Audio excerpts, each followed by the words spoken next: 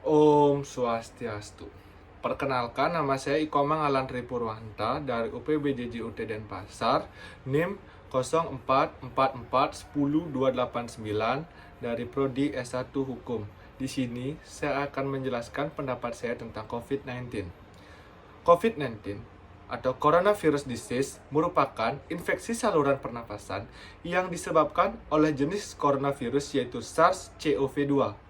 COVID-19 pertama kali ditemukan di kota Wuhan, Provinsi Hubei, Cina pada Desember 2019. Penyakit ini menular melalui droplet dan menyebar melalui udara.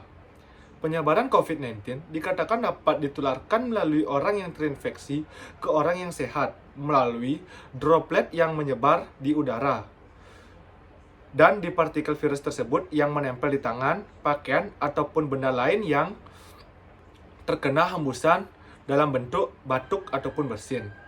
Coronavirus dapat bertahan selama 3 hari dalam plastik dan stainless steel.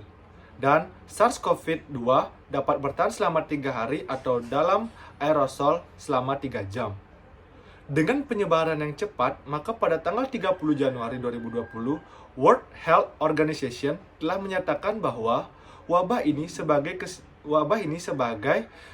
kesehatan masyarakat darurat internasional dan dinyatakan sebagai pandemik pada tanggal 11 Maret 2020. Penularan COVID-19 yang sangat cepat memberikan dampak yang sangat luas bagi seluruh masyarakat dari negara di seluruh dunia.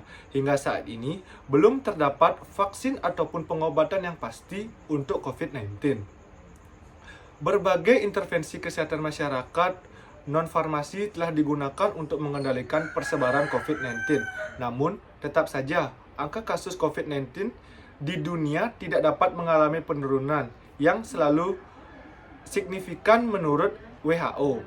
Satu-satunya hal yang dapat dilakukan adalah upaya pencegahan atau tindakan preventif sebagai upaya pengendalian terhadap kasus COVID-19 yang sedang merajalela. Adapun upaya preventif yang dapat dilakukan adalah sebagai berikut. Yang pertama, menerapkan protokol kesehatan 5M yang diterbitkan oleh Kementerian Republik Indonesia, yaitu dengan menerbitkan protokol kesehatan yang digunakan sebagai upaya preventif dalam mencegah infeksi COVID-19 yang semakin meluas. Protokol kesehatan 5M terdiri dari memakai masker, mencuci tangan, pakai sabun, menjaga jarak, menghindari kerumunan, dan mengurangi mobilitas.